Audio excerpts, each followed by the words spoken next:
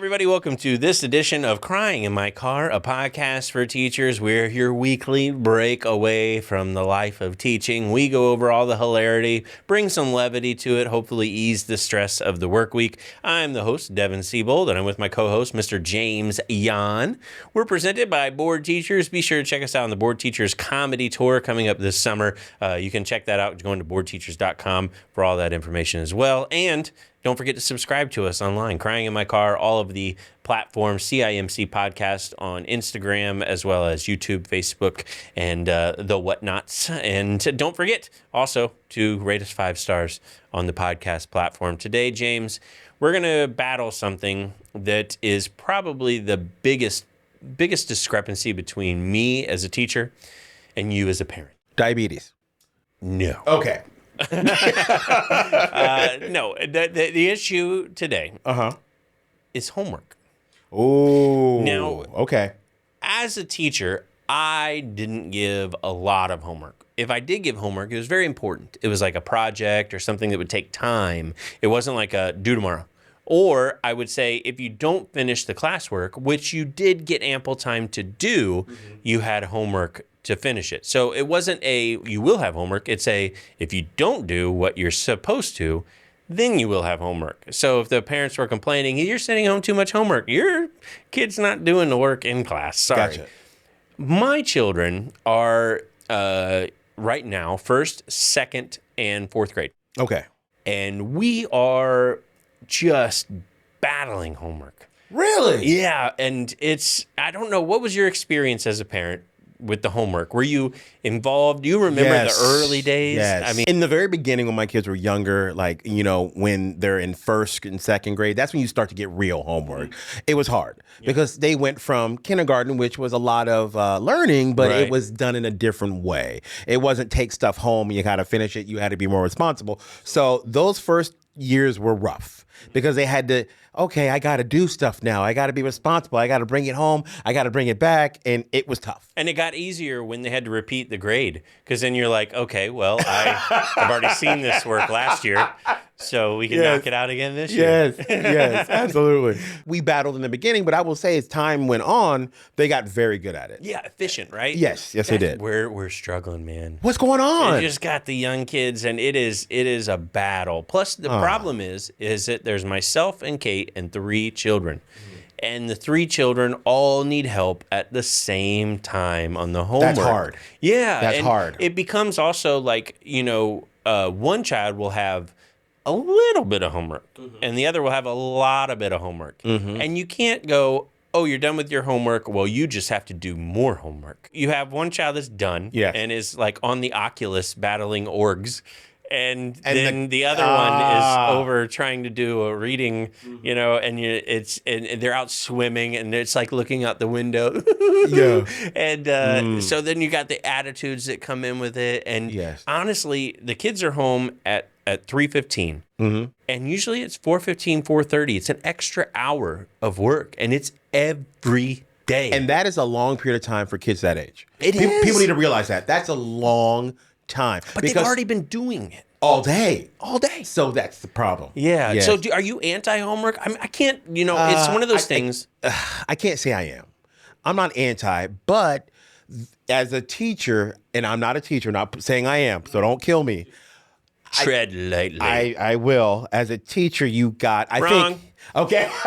Just kidding. Go ahead. But I think as a teacher, you kind of are cognizant of that as you assign stuff. You're saying, I'm not their only teacher. They have multiple teachers when you get to a certain level. Oh, yeah. And everybody's giving you homework. That turns into hours of things they have to do. Oh my gosh. So I don't think I would give a lot like you, but I would make sure that they're learning what they need to in class. There's 2 things to this.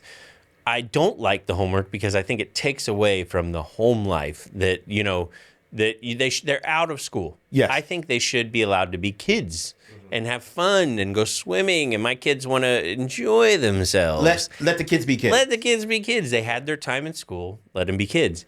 But also, I see it as I'm sitting across from my child. We're reading together. We're bonding, you know. Yes. We're going over the stuff. I'm working on it with them. I do feel like there's almost a need now. So there's a non-need for homework because there's too much and it's too hard. And there is a need because there's so much lack of parenting that it kind of forces the parent into a situation where they have to engage with their kid. And there's a lot of parents that don't engage with their children. I was going to say that part. Yeah. You should be engaging with your kid when they come home. You should be helping them with their homework. You should be involved. But we know not all parents as do a that. teacher, I mean, there's times I call up and go, hey, your kid's failing. They're what? You know, oh, wow. Yeah, they've been failing for like weeks, and I've been trying to call you, and I've sent home letters. I haven't got them. You know, have you checked their grade online? How? You know, oh my God, yeah. It's like, yeah, they had homework. Why? What homework? Why? You know, and you're the villain, and it's like you should be involved. I mean, then there's the parents that check it every 5 minutes. Like, I'll update a grade and be like 85, enter. Bloom. What? Well, yeah. It's like, you just gave my son an 85. Why'd you give him an 85? And I'm like, is that automatic? And I love that statement, by the way. As a teacher, you must love hearing that. You don't give grades. It's earned. Students earn them. Yep. Like, you would just randomly go, today, 85. That's it. Yeah, we don't.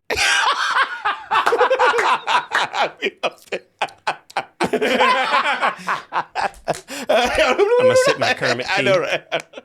That's hilarious. No, we don't typically give 85s. But no, yeah, you're right. They earn it. They earn it. And as a teacher, you know, it's so divisive. Some teachers are like, give them the time home. Some parents are like, give them the time home. But then there's parents that go, give them the time home, and then the kids come home and they both sit in separate rooms on their phone. Yeah, that's not quality time. No. Yeah. Now they're not doing anything. Now they're not learning at all. They're backwards probably on the social media. And you bring up a great point because my sons are all in college and their mom is an academic, like I've said.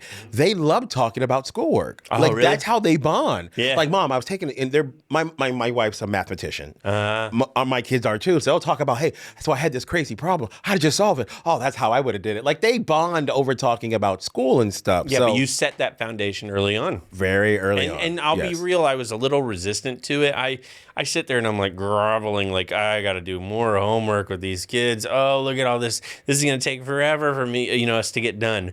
But yet now I see there is one small, like, bit of progress. First off, my kids are doing better. Good. Secondly, we get in the car and I'm like, hey, do you guys want to go get ice cream? They're like, yeah, after homework we can go get ice cream.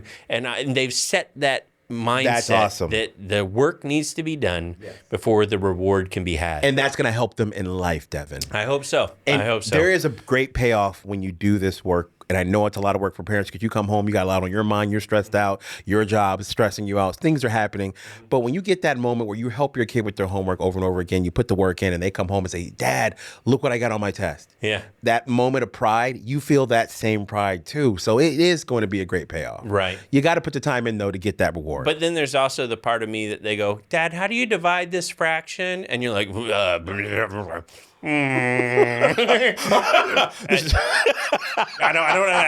know. Then you're the idiot, you know? No, not anymore because there is a university of YouTube. There is a university. Yes. Yeah, it's like, how do you divide this fraction? What, you didn't learn that? Oh. Why did you not? Your teacher did not teach you that? Oh. Unbelievable. Ask him tomorrow. And if you still don't know, I'll help you. And then they go to school and you're like, how do you divide the fraction? Yeah. It turns into the net. I'm like trying to break into the CIA. I'm on the dark web for some reason. I'm just trying to carry the 7. Where did this turn into? I'm just looking for the truth. You can't handle the truth. I don't know the truth. But yeah, so I don't know. I'm anti, but I'm also for. I get it, but I also know that I'm a good parent, and I don't think that I would. We do things, but there's some days, man, I'm like, hey, I know.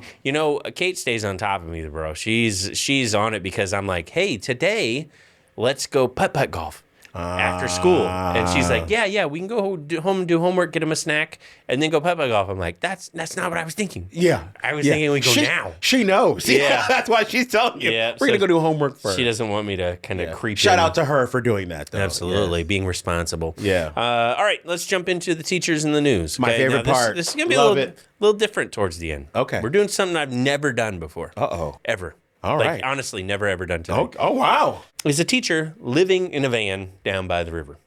I've heard this before. No, there's teachers that live in a van. Yeah. Yeah. And this one apparently lives in a van and said the high cost of living has forced them into a van because there's just nothing that they can afford. And it is in Summit County that this teacher lives in her van. And Wow. she's not necessarily complaining. It says she has everything she owns, you know, a nice little plant, and she has a lab and a kitchen sink, stove, mini fridge, overhead cubbies with clothes, and a bed. It's comfortable. Okay. Yeah. That said, it's not a home. It's not. It's a van. It's You a know, van. you're living out of your car. It's all tucked neatly inside her Dodge Ram ProMaster, and her students know, and for the past year and a half, she has lived in this van. She calls it home. Her students are aware of this.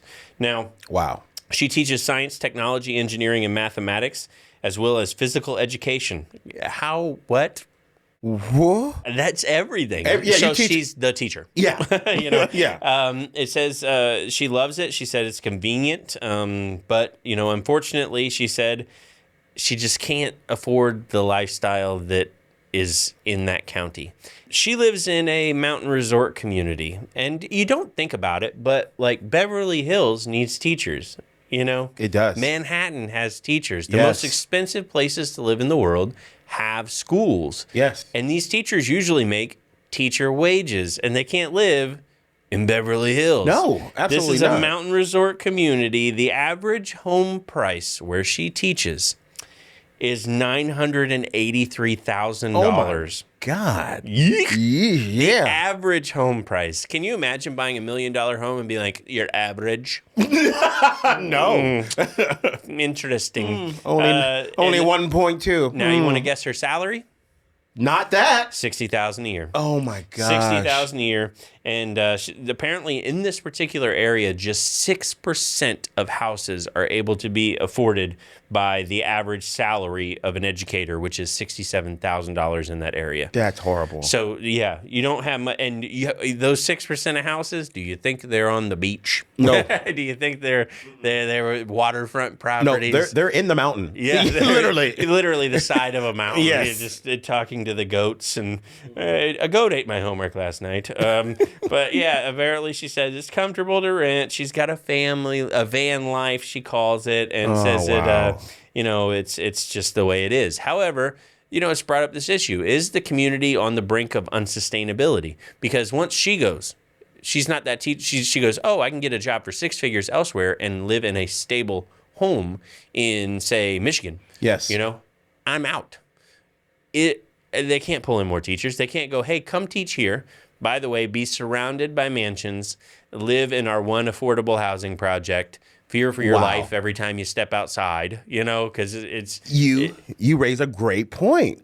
In a place like that where you can't afford to even live, what other teachers are going to move to that area? It's unsustainable. No one's going to do it. So if she decides, hey, I want a better life, I want an actual place to live, Yeah.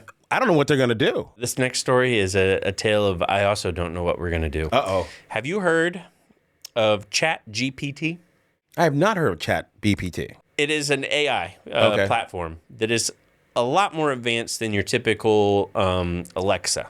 This is OpenAI. It is open source, so it is able to be mass edited. It's not like corporate within the confines of. Oh, okay, gotcha. So with the help of a community, they have been able to really expand this AI to be quite efficient. Okay. And it is posing a big problem for teachers because ChatGPT can write essays now. Oh. It can write authentic essays now. Original that can't be traced. It's AI. It's designed it itself. It wrote it. And you said open source? Yes. So, but you can say, you know, write me an essay on the, you know, the Civil War, this particular battle, this particular day, and put it in third person, and it'll go, here's your essay. So what I'm hearing is and then you go, oh, sorry, I need a bibliography. Done. Really? Yes. So, Devin, what I'm hearing is we have just solved the education problem in America. Yeah. Well, you know what else we solved? What? The homework position that I took in the beginning. We are now done in 6 minutes. We are finished. I like this. Dad, what's no? ChatGPT, not me. Turn up the volume. It's your new father. GTP, it's called. GPT. Yeah. GPT. Yep. Gotcha. And ChatGPT. They're gonna have to shut this down. You know that. Are right? they? You know, it's They're gonna have very to. advanced, but it's able to talk to you. It can write things for you. It can produce answers to complicated problems. I mean, it could even say, you know, let's experiment with it. Okay. Okay, so right before the show, I did this. Okay, I did not prepare a top 10 list for today. I wanted AI to do it. Okay. So I typed into AI. I said I would like a top 10 list of funny things teachers might relate to. What? And it responded, sure. Here's a list of the funny top 10 things that teachers might relate to. James, I have not read these. Are you serious? I've not read these. This is AI. This is amazing right now. It is, though. I'm serious right now. I am pumped. Number 10. Okay, I'm going to start from the bottom. Number 10. Top 10 things teachers might relate to. Number 10. I'm not a superhero. I just have the power to transform misbehaving kids into model students with a single stern look. Oh, wow. Not Okay. bad. Not bad. All right. Not bad, AI. All right. Number 9. I don't have a filter. I just know what's appropriate to say in front of children. Maybe working on the humor bit a little bit. Okay. Number 8. I'm not a babysitter. I'm just a highly trained professional in the field of childcare and education. Number 7. I don't have a sixth sense. I just have a lot of experience with kids trying to pull one over me. Pull one over on me. On me. Yeah. Okay. Got it. I misread it. AI, you were right. I was wrong. Okay. Number 6. I don't have a favorite student. I just have a list of favorites that I rotate every day. Okay. That one, a little bit of a laugh. Yep. Okay. Number 5. I'm not a morning person. I'm just really good at pretending to be one. Oh, nice. Now we're on a roll here. Nice. Right. Number 4. I don't have an answer for everything, but I do have a Google search bar that does. There you go. All right, All right. Oh, it just said, thank you for the applause. This is creepy. I'm just kidding. Didn't say that. Number 3, I'm not being mean. I'm just enforcing the rules. Number 2, I'm not yelling. I'm just using my indoor voice. That's pretty funny there. And the number 1 list of top funny things that teachers might relate to. Number 1 is I have a degree in math, but I don't count the number of times I've been asked, when are we going to use this in real life? Oh! All right. If I was going to quote some people and when they hear something like that, bars. Yes. Bars. Oh, man. I think we're almost going to be out of a job, is what I think soon. I know. Go ahead and type in, write me a podcast. You know what I thought about? I thought that was... Don't do that. Yeah. Our producer's going, don't do that. Our producer's don't do like, the internet is down. And he's pulling cords out. We don't know what's going James, it's writing right now, okay? I said, write a love letter from James to Michelle. This is for you to Michelle. From the moment I laid eyes on you, I knew that you were the one for me. Your beauty, both inside and out, captivated me, and every day I'm grateful for the chance to be with you. Your kindness, compassion, and understanding has always astounded me and made me feel loved and appreciated. Being with you brings so much joy and happiness. I can't imagine life without you. You're my rock, my anchor, my everything. I love you more and more every day, and I can't wait to spend the rest of my life making you happy forever. Yours, James. We are so screwed. Are you going to forward that to me? Dude, so that's awesome. So I can use that. Isn't that awesome? Yes. And I'm using that. Isn't that, I mean... Holy moly. AI. You could just use this thing. Dear Michelle, forever yours, James. I had it created. It was brief. It was short. It was to the point, poignant. I mean, well thought out. I'm terrified. Yeah. Yeah. Wait, but I mean, there's so many speechwriters going, I'm done. I'm Bro. done. Whoo. Yeah. So, wow. ChatGPT, teachers, get on it because I think it could probably. Let me ask it. So this is the big one. Go ahead. Do it. Create a lesson plan. A lesson plan on what? What, James? Elephants. On elephants. Elephants. ELEPHANT. Just to see what it can do. Let's throw it a curve. Create a lesson plan on elephants. Here's a lesson plan on elephants. Objectives. Students will learn the physical characteristic, behavior, and habitat of elephants. Materials. Pictures of elephants. Elephant fact sheet. Elephant theme worksheets. Optional. Warm-up activity. Ask the students to already know about elephants. Write their responses on the board. Students will draw pictures of elephants and have them describe what they notice about the animals. Direct instruction. Provide a brief overview of the physical characteristic of elephants, such as large size, trunk, and long ears. I'm done. We are so screwed as a society. But by the way... Hey. dude, I'm. By the way, teacher shortage solved. It is. I we're- just created a job. It's got the full assessment closure.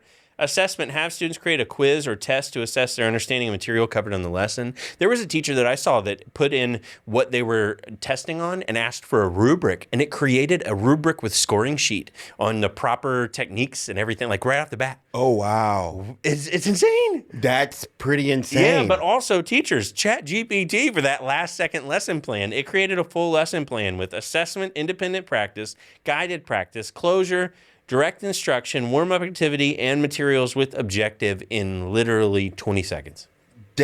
impressive, brother. It is. For real. Like, Yeah. I don't even know what to say right now. I don't either. I'm a little nervous. Like, that is Skynet. That is.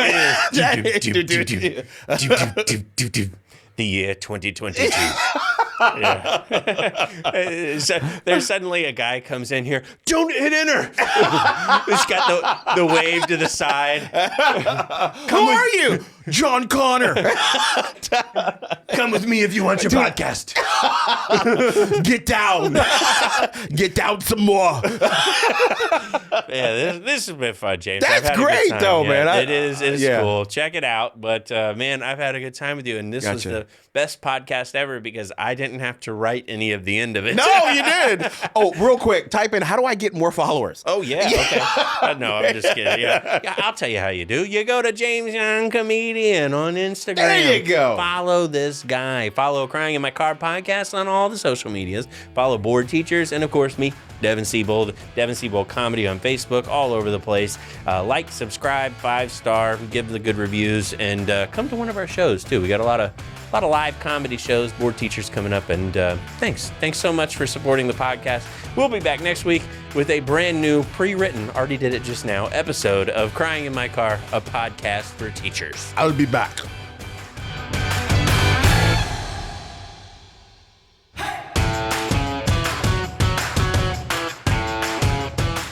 Hey everybody, you've been listening to Crying in My Car, a podcast for teachers. What you need to do is you need to hit subscribe, and then you need to watch some of the other clips. There might be a clip up there. There might be a clip down there. If it's got our face, if it's other people's stuff, come back. Don't click on that, but us. Suggested things, that's us, Crying in My Car, Devin Siebold, James Yon, Board Teachers, watch. New trailer for Indiana Jones. No, don't do that. Don't do that. Okay.